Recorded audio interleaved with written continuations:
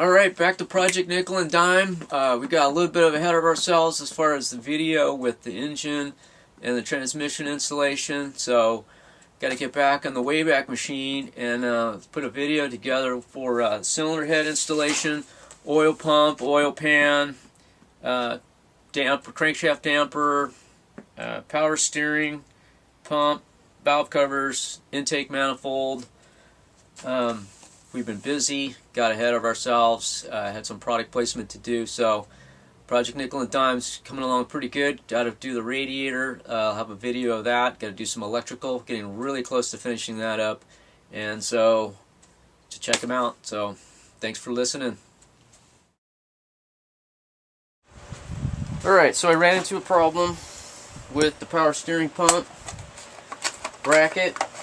The stud that actually fits through the bracket is a 5/16. The one that actually fits into the head, at the end of the head, the hole, is actually a 7/16. So I had to trim down some threaded rod. Finding 7/16 threaded rod is no easy task. So with that in mind, now I have to drill out this hole in the back side of this pump here for the 7/16 stud. It's just a little bit under.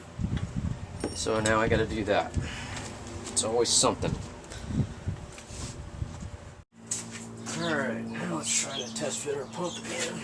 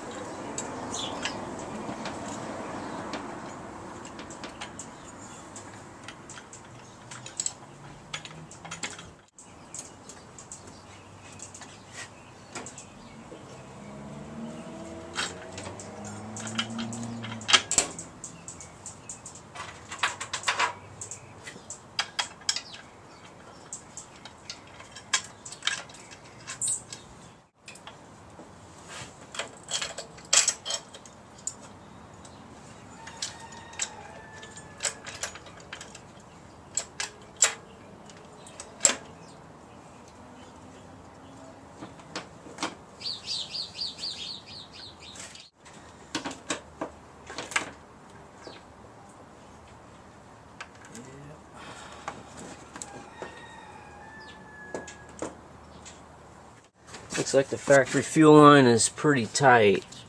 It just clears down there. If I pull the pump all the way over, extend it all the way out with the adjusting nut. But this is just a rough end. I'm obviously going to have to reroute this fuel line to get it to here, because it's way long and I still got to put a fuel filter in here somewhere. So I'll probably be cutting this guy right about in here. But the other issue I'm going to have is this power steering pump pressure hose is going to be might be an issue with the header back there, the collector. But this is what happens, man.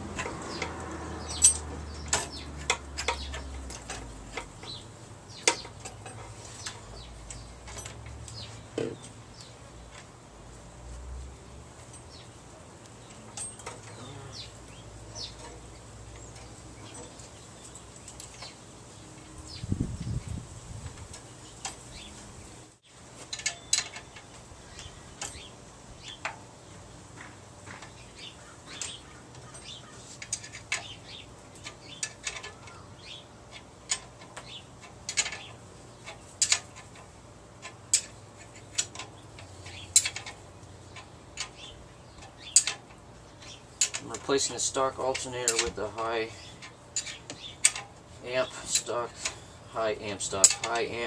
output alternator, so I can run the electric fan and also be able to keep up with the power demands for updated brighter headlights. Who don't like shiny parts?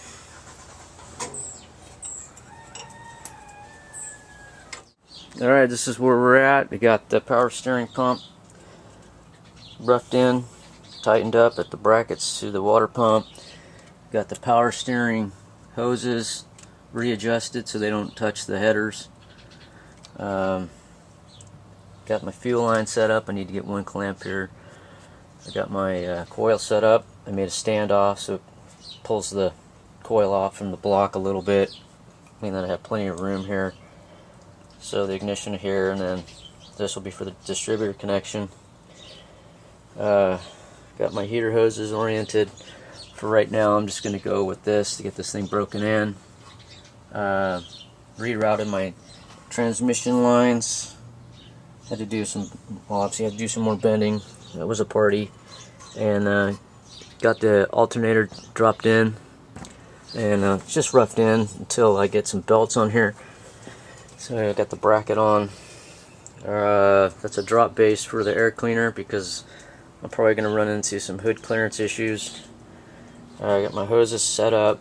I fixed the fuel leak at the gas tank in the rear today, and I pulled out the grill so I can clean that up and clean up the radiator support. Torqued down the damper pulley and went to install my water pump pulley, and I'm having probably about an 1/8 inch clearance problem for some reason. This is a 1968 3-bolt damper, so this is a factory 3-bolt 68 2-groove damper pulley, so I know this is right. This one is a C7 part number, but it could be for, I have to verify this, could be for air conditioning. This is a dual groove though, so I don't know. Or it could be for a different application for a Fairlane or something like that. But that's my problem right there. There's no way around that. I'm just 1/8 inch short of some clearance here, and I could have sworn that this was the right pulley, but pulleys are not. And clean up the grill. 5 steps forward, take 3 back. Good times. Okay, here's the difference in diameter. If I get too close, it'll probably be out of focus, but that's just enough for the 2 pulleys to hit. This is the replacement crank pulley I got from the Mustang reproduction supplier. This is an original, I believe this is a 68 unit down here, but it's just enough to cause interference with the water pump pulley. So hopefully I'll get this on and she should just clear and we'll be good to go. Okay, how close is it, you might want to know? That close. That's right. Just enough to drive your life crazy. Alright, cool. Now I'm going to test fit some belts.